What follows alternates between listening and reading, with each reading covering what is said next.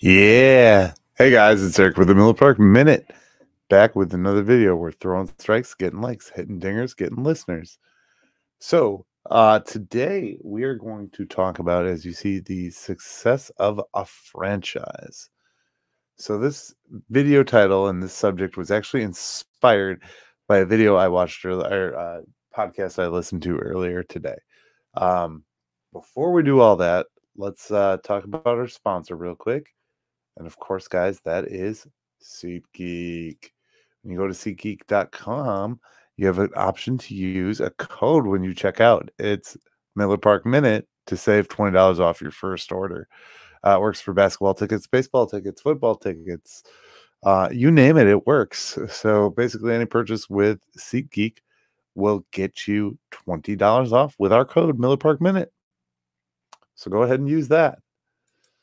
All right. That being said, you are listening to the Miller Park Minute Podcast.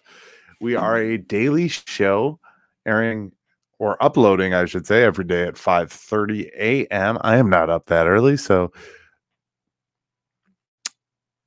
yeah, that's when it uploads. It's automatic. It's on Anchor. It's on Spotify. It's on YouTube. And it's on Apple Podcasts. So, if you want to listen to us on your commute, go right ahead. All right. Moving on into the show. So, just a couple brief notes today. Today's going to be a little bit of a shorter one. We've had quite a bit of podcast going on this week, so I'm gonna try and keep it short for you guys, and then we'll be back with our typical Friday show. Um, One of the big things I noticed today when I was out perusing the internet, as I like to do, and listening to my content. So I noticed the Adam McKelvey had a tweet about the WBC and pitchers and catchers and players getting warmed up for the WBC. So, one of the interesting things is not necessarily that that's happening because we knew that was happening. Devin Williams is participating as I knew at this juncture. But two that I didn't know that are participating are Rowdy Tellez and Luis Urias. Luis Urias are going to be participating in the WBC, the World Baseball Classic. They're playing for their home country of Mexico. So that's very cool. Good to see our guys kind of getting out there and getting to participate in those type of events. I think yesterday we talked about our new partnership over with Brewer Fanatic. If you guys haven't checked out that website, go on over to brewerfanatic.com. You can see this lovely mug on the homepage. We have partnered with them, and we are doing basically video stories. I don't do any writing. This is all content that I produce. So over there today, top of the headlines is top Milwaukee Brewers assets in 2023. And it's the top 10 list. So let's talk about it real quick. Written by Kyle. The rankings below are numbers 6 through 10. So honorable mention goes to Christian Yelich. And then they come in at number 10 with Rowdy Tellez.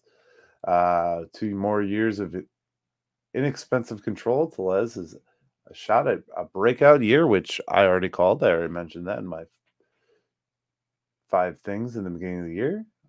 Jesse Winker coming in at number 9. Why is Tellez so high? Maybe just because he didn't have a good batting average? That seems a little crazy. Jesse Winker is number 9. And I'm assuming they say possibly if he comes back. And he's a possibility that we can trade him, is what they're saying. So I guess that makes sense to me. That's an upside. Luis Urias is only 25 years old. Number 8. Devin Williams at number 7. And number 6, Jackson Chourio. I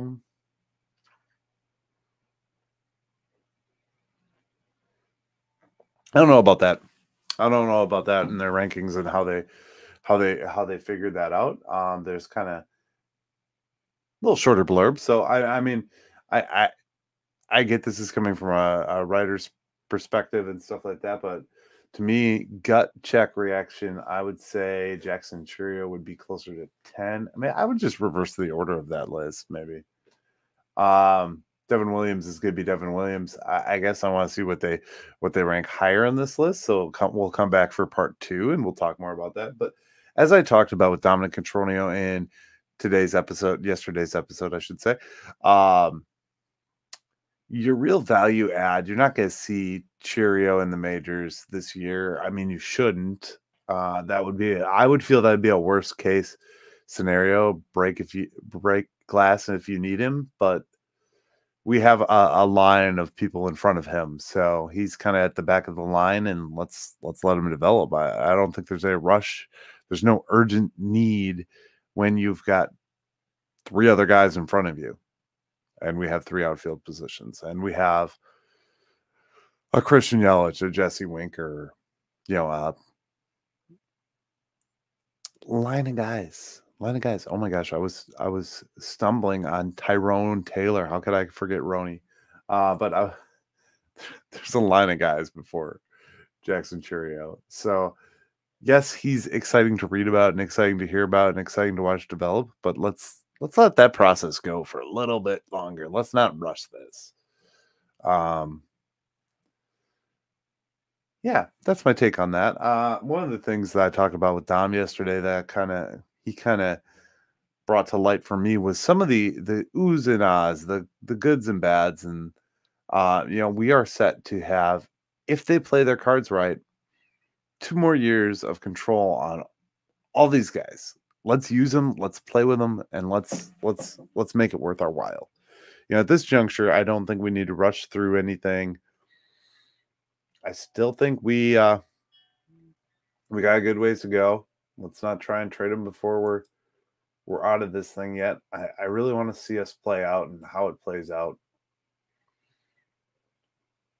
So they like to do a lot ranking lists. It looks like, from what I've seen so far, everything I've participated in with this group and with this website. So they rank a lot of stuff, and some of the articles we've already talked about. The big thing I saw though today, and I'm sure you've all seen it, robo umps are coming to AAA. All 30 teams next year are going to have robotic umpires. So I had a discussion with the Butcher on the same exact topic. And I said, well, they're just trying to ruin baseball one step at a time. That's the negative in me. It comes out sometimes. And he kind of mentioned, well, maybe it's back up to the umpires. And I sure as hope that they are. But at this juncture, it just seems like they're doing obscure things and just different things to take away from the game. I want to know the variance that a computer looks at, and if they're going to have reference to, okay, if it's umpire assisted, great, but at what point do you have the line? If it's okay, strike zone, visual representation. If it's just touching that line right in the corner, it's just dotting the corner. Are you gonna be able to paint the lines anymore, or paint the corners of the box? That's what I want to know. I want to know the variance and how they're going to program this thing. And if this thing can be programmed to be more like an umpire. If it's more like an umpire, maybe I get it. Efficiency. But I just don't think robots really have a place in officiating of games. I mean, even football games. Are you really going to put a robot out there to officiate a football game? No. Somebody's going to knock that robot's head off when it calls a stupid penalty that might have been missed. That's just my take on that, my 2 cents. I don't foresee it. I don't see it, guys. I just don't see it.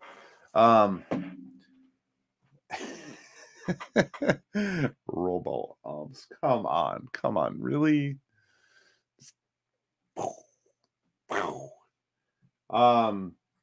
Next up on the list, and I'm going to talk about this in very brief, but I think it's kind of funny. So now that the Pirates, the cat's out of the bag, and Brian Reynolds doesn't want to be a Pirate. He doesn't want to be extended. He laughed at their offer. He is looking to get traded, right? So the whole drama that's out playing with this is Now the Pirates want a Soto-esque deal for Brian Reynolds. Now, Brian Reynolds is not the player that Soto is yet. Brian Reynolds is very, very good and very, very talented, but you ain't getting at the haul of prospects that they did. I just think it's funny. The Pirates are reaching at straws. They really have nothing. They don't really make any moves, and their owner, well, quite frankly, just isn't that good. So they could use an ownership change. And I saw a thing last year, and this I found very hilarious, that there was a picture of a kid who got a picture with their owner, and I don't know the owner's name, forgive me. He literally had a shirt that said "Sell the team," and it was Pirates colored, and he's getting like a picture with the owner. And the owner like was oblivious. Apparently, it was, I don't know. That's just funny to me.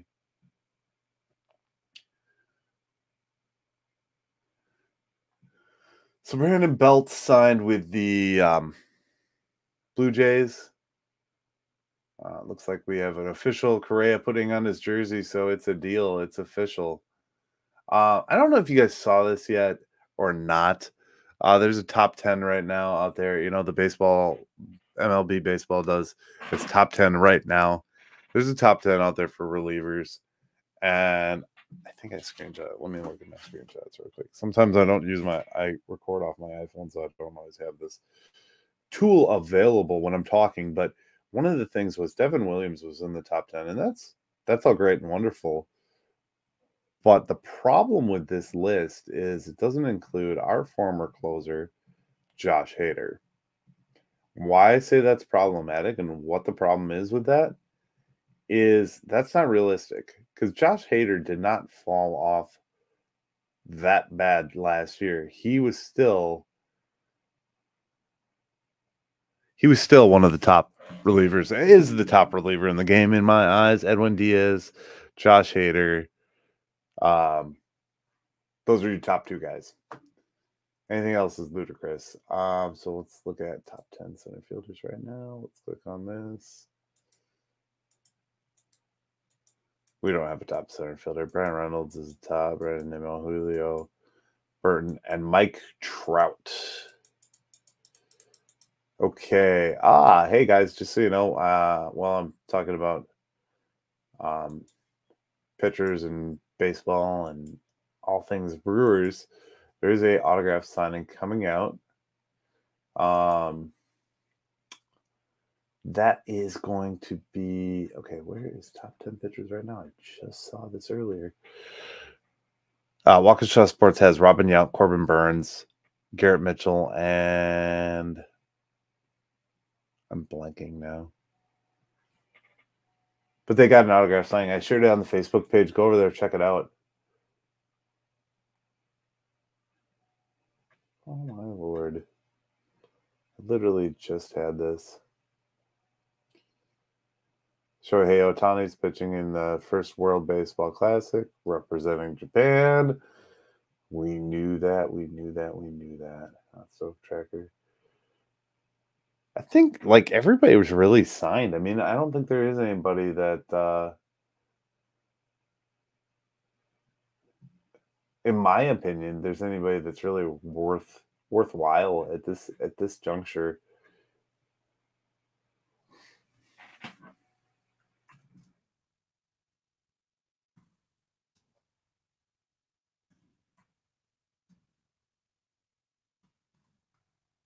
Just Googling it.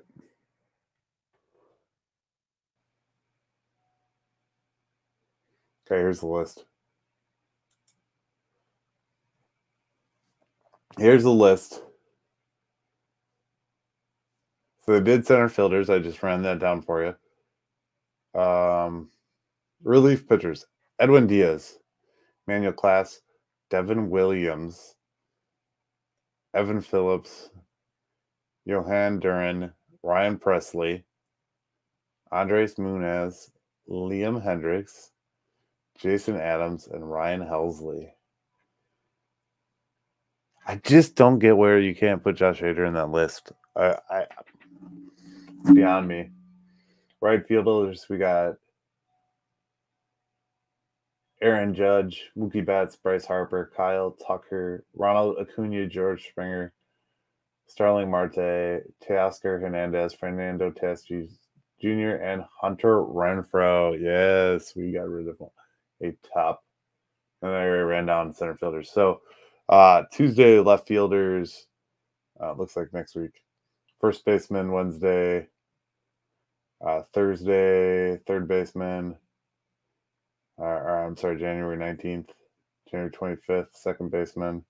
January 26th, shortstops for first starting pitchers, and February 2nd, catchers. So those are lists that I always like to watch just to see where, if any Brewers rank in the tops. I think we might have some in the starting pitchers. I don't know about the rest. Maybe catchers. It just depends where they fall. Tomorrow is the arbitration deadline. I have not checked yet. I think I saw something about there's one player that's gotten arbitration hammered out with the club. I think that was Caratini. You know who would have this? Baseball trade rumors. Trade rumors. I was reading an article earlier today talking about our farm system. That'll be trade rumors, Milwaukee Brewers. There we go. And they were talking about just where everything ranks. And the only thing that this was another MLB article, and the only thing that we ranked good on was like upside. We've got some good upside. That's basically what they said. Yes. So they did come to the Brewers void arbitration with a pair of players before tomorrow's deadline. Hobie Milner is $1.025 million.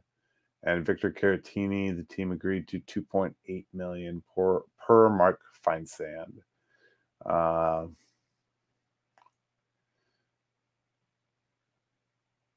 It looks like the rest are kind of left up in flux. Josh Lindblom announced his retirement from baseball, so he is no longer with us.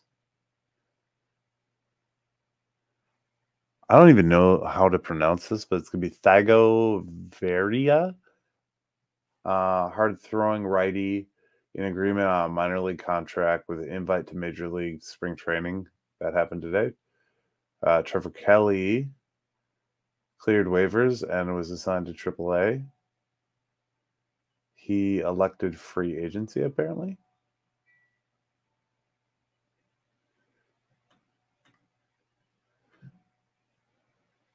So that's all I got for those. That's any off-season happenings that really where we sit at this juncture. Now, the next thing I'm going to talk about, and this is just a topic.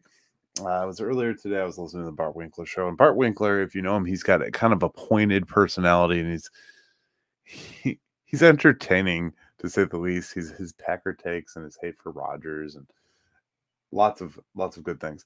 But they were talking about the longevity of the career of Rodgers, and in the last 12 years, if you would have told somebody at the end of that Super Bowl, hey, it's going to be another 12 years with Aaron Rodgers, and we're going to win, but we're not going to win another Super Bowl.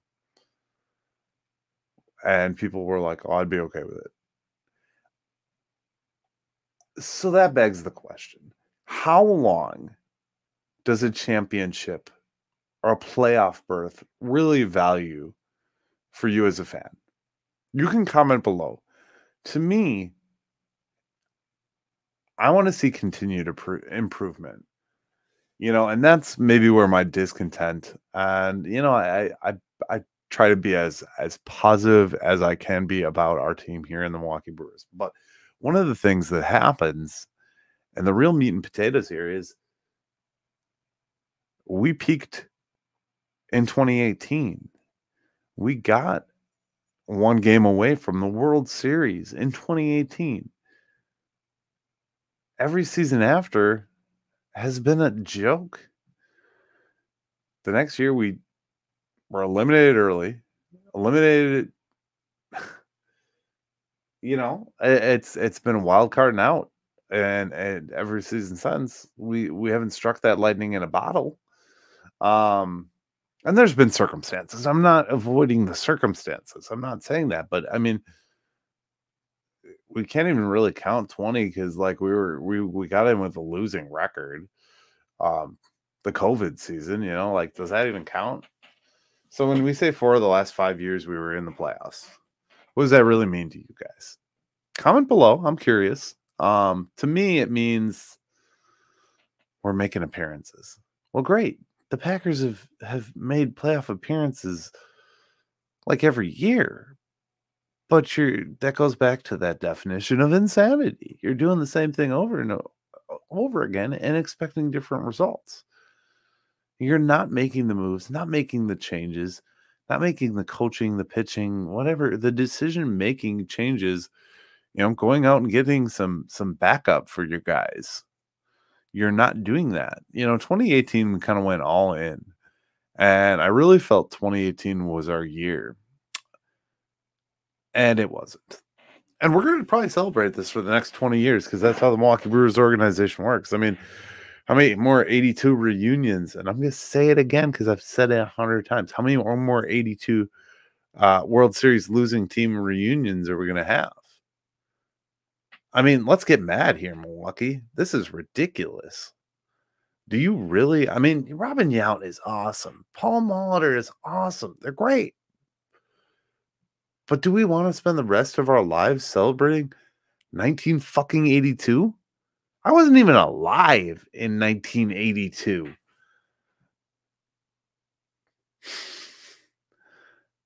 Hey, in 10 years, we got 50th anniversary of the 1982 team. Woo! Props for that. Robin Yount barely remembers the games because he was so effed up on drugs. If you don't believe me, go back and watch. They did an interview with Sophia where it was a train wreck, and I felt bad for her as a broadcaster. And I was like, God, this is terrible. This is truly terrible. And I'm just soapbox about this because it makes me mad. It makes me mad that we have to just be content with a pennant on our wall that says we were in the World Series in 1982. Well, you know what? There's 30 other teams in the major leagues. An expansion team in the freaking Washington Nationals that has a World Series that beat us in that wild card game back in 2019. And who beat us the year after that? The Dodgers, who then went and won a World Series in the COVID year. 2021, the team that beat us, the Atlanta Braves, they went out and put a World Series up. Do you think any of those teams are celebrating?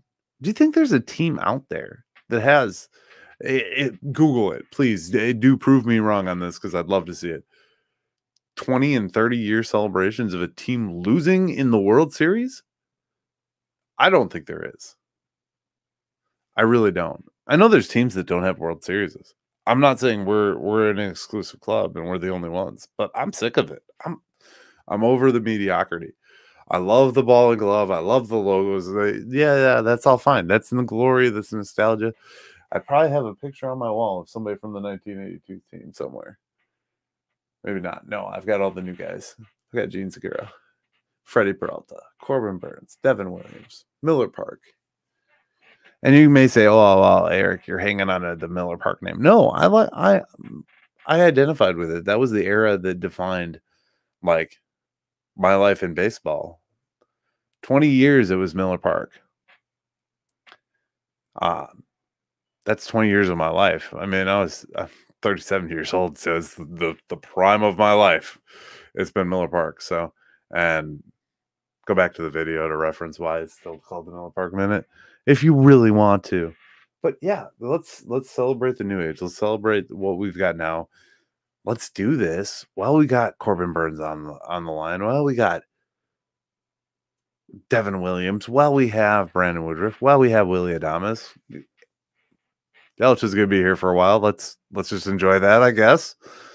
Let's do it now, Milwaukee. I am pumped. I'm excited for this team, and I want them to win. Nobody's got Corbin Burns. Nobody's got Freddie Peralta. Nobody's got a Willy Adames, They don't have what we have. They don't have this young depth in this team. We do. And yeah, you could say there's statistically better guys out there, but talking to Dom and being more glass half full after talking to Dom, I get frustrated. I get so frustrated just sitting here talking about this day in and day out, watching people say, oh, well, So that's where I ask you, where did we define the success of a franchise? Is it postseason appearances? Or is it trophies in a case? Two Hall of Fame quarterbacks played for the Green Bay Packers. They have 2 Super Bowl trophies between these 2 players. We have some plaques on a wall, on the back of the wall in our stadium at Miller Park, from some years that we, the wild card. Remember 2008? We put the wild card one up there, and that was cool. Then 2011, we ran it back, and we got we got a little deeper. That was awesome. And baseball's a nostalgic. We count numbers, we count things, we count history and appearances and things like that. I'm not saying that that's a bad thing. What I'm saying is let's go all in. Let's win. I want to win, and I got fired up about this today because it's like, we can't just keep letting ourselves be trapped in this position of, oh, yep, here's another one. We got to win. We got to win. And I hope the ownership sees that too. I mean, the time is now. We're in the window. Dom gave me the feeling that Mark Antanasio and Matt Arnold feel we're in the window. Now, I haven't listened to their show because it's early in the morning and I always forget about it, but I definitely am going to start tuning into the 620 content, get a little more. I kind of backed off some other podcasts just because I had so much going on with this podcast this week, but guys, that's my question for you. What is the success of this Milwaukee Brewers franchise? If it's 82, it's really sad. 2018, I think, is the best and closest we've been to a real good team in a real long time. Now, we're still in that window from the 2018 team. A lot of that team is still here today with some new pieces, with some exciting young pieces. So can we run it back? I don't know. You guys answer below. Let me know. You define the success of this franchise and a franchise for me. So, that being said, that's all I got on that topic today, guys. I just wanted to rant. I wanted to say my little piece about 82 because I'd like to, get that out there. The best troll ever was when the Brewers were in town in St. Louis and they had their celebration in the 1982. It was a week after the Brewers did it. And yeah, they did when the Brewers were in town and they won the World Series. So they can do it. We can't. We're going to come up with a new feature, guys. I want to send this out to the world. If you comment on any video or ask any questions, what we're going to do a couple different times a week, I will read the comments aloud. Just put like an asterisk or mark it or say, read this on a video. If you have a comment for the video, if you want to leave a review or anything like that, that I will see, you can do that. Or if you just want to roll over to Twitter and go to the Miller Minute on Twitter, you can tweet at me and I will read it and respond on the podcast at some point in time. So that's an open invite for any time in the future if you want to read something.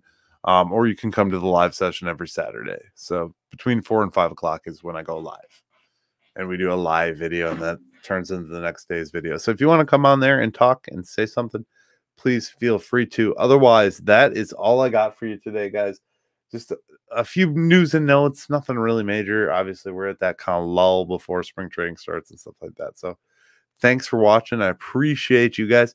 Have a great rest of your day, and go Brewers.